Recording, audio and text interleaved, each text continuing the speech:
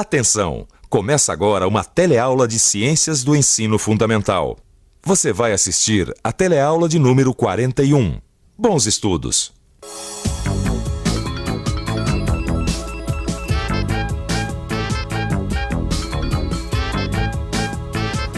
Na teleaula de hoje, a gente vai ter uma convidada especial, a Alice. Ela vai nos mostrar um novo ambiente, o Pantanal. A gente vai conhecer toda a diversidade de plantas e bichos de um dos ambientes mais ricos do Brasil. Vai ver a importância do ciclo das águas nesse ambiente. E vai conhecer também o lado triste desse paraíso que é o Pantanal. A destruição dos rios, do solo e ainda o risco de extinção de algumas espécies de animais. Eu ia me esquecendo de falar. A Alice, ela é militante de um movimento ecológico que está tentando evitar a destruição do Pantanal. Ela é fera, viu? Sabe tudo sobre a preservação do meio ambiente.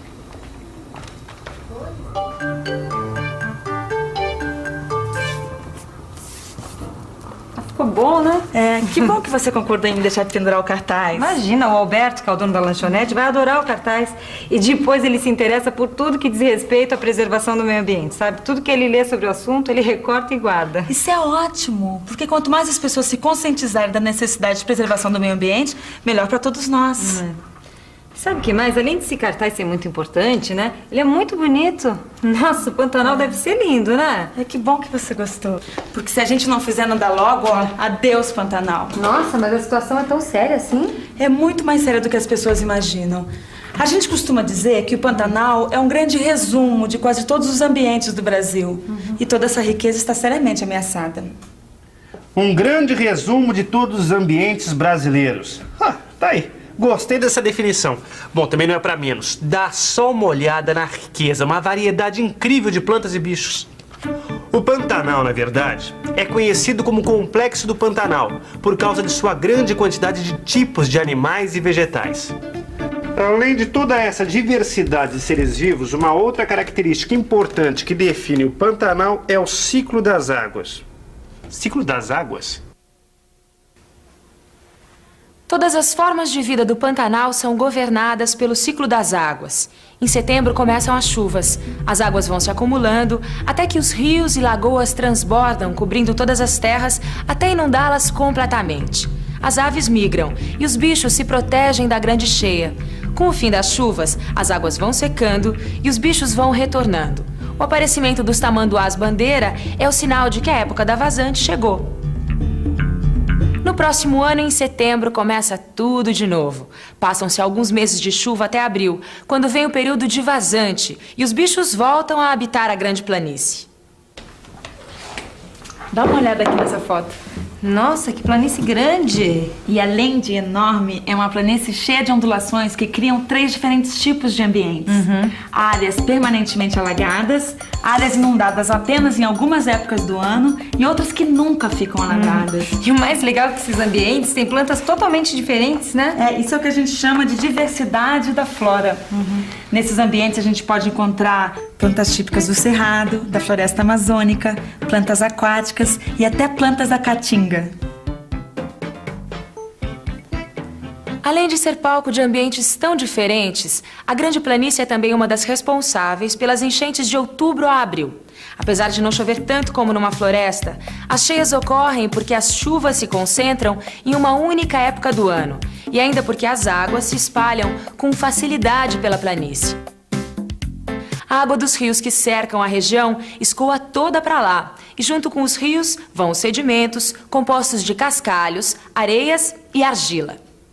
Quando as águas baixam, os detritos e os nutrientes ficam fertilizando o solo. Puxa vida, olha só que interessante, é o equilíbrio perfeito. Dá só uma olhadinha nisso. Os detritos e nutrientes formam uma camada que fornece substâncias para as plantas, fertilizando naturalmente o solo. Completando o equilíbrio da região, as árvores protegem os rios, evitando que caia uma grande quantidade de terra nas suas águas. Além disso tudo, as árvores da mata ciliar servem de suporte para os ninhos. Mata ciliar, que não é mais gozado, né? Repara como elas protegem o rio. E daí? Assim como os cílios protegem nossos olhos, essa mata protege os rios. Que legal. E os bichos, hein, Alice? Qual que é a influência das chuvas na vida deles? Bom, se o ciclo das chuvas é tão importante, certamente ele também deve influir na vida dos animais. Será? A subida das águas é vital para os seres vivos que vivem no Pantanal. Com a cheia, aumenta o número de micro-organismos aquáticos que servem de alimento para os peixes menores. Por causa dessa fartura de alimento, esses peixes se reproduzem mais intensamente, aumentando a quantidade de comida para os peixes maiores. E os jacarés e as aves pescadoras, por sua vez, também vão ter uma maior quantidade de alimento. As fezes desses animais, quando caem na água, fornecem os nutrientes necessários aos micro-organismos, que se reproduzem, fechando o ciclo. Um ciclo que acontece com todos os outros animais.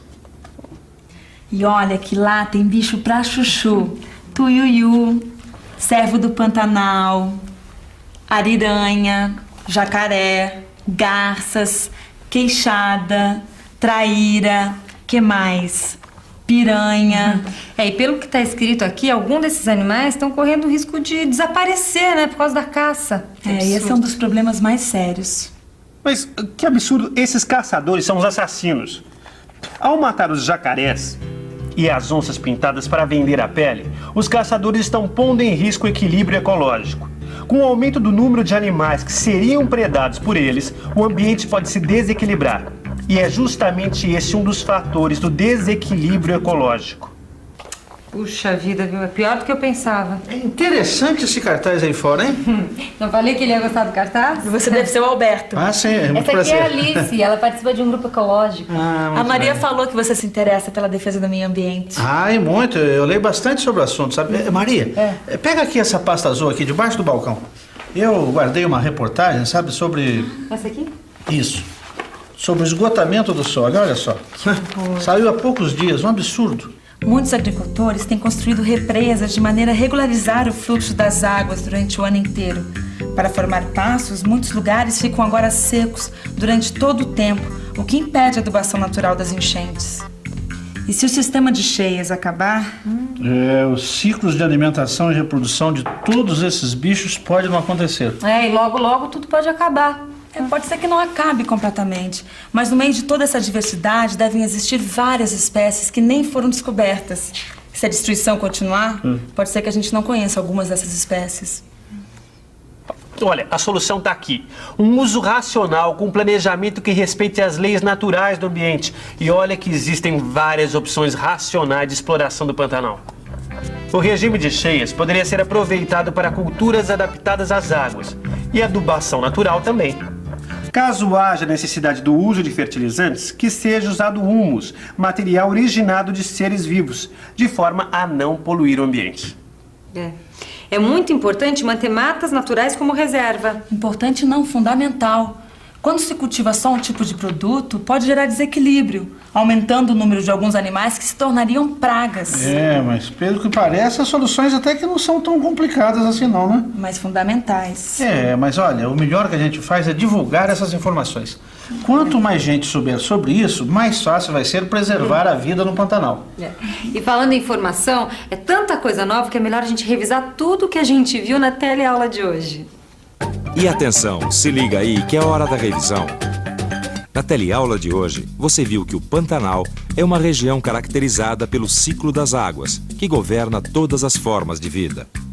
Viu que existem regiões secas, algumas que alagam nas cheias e outras permanentemente alagadas, cada uma delas com uma flora e uma fauna diferente. Viu que os rios que chegam à região trazem sedimentos, fertilizando o solo naturalmente. E viu que o equilíbrio do Pantanal é facilmente quebrado quando ocorre a interferência do homem sem a preocupação com o uso racional do solo. O jeito é mesmo se informar. Que tal você dar uma estudada na sua apostila? Você vai ver que você vai aprender muita coisa sobre o Pantanal. Até a próxima. Olá! Antes de acabar esta teleaula, nós queríamos falar sobre um assunto que afeta a todos nós: a água. Quase nunca nós pensamos como a água que consumimos chega até a nossa casa, ou mesmo o que acontece com ela quando sai das nossas casas. Mas a verdade é que ela percorre um longo caminho até chegar às nossas torneiras. E se não cuidarmos bem desse líquido essencial à vida, ele pode em breve sumir das nossas casas. Para um brasileiro, a ideia de que a água pode acabar parece absurda.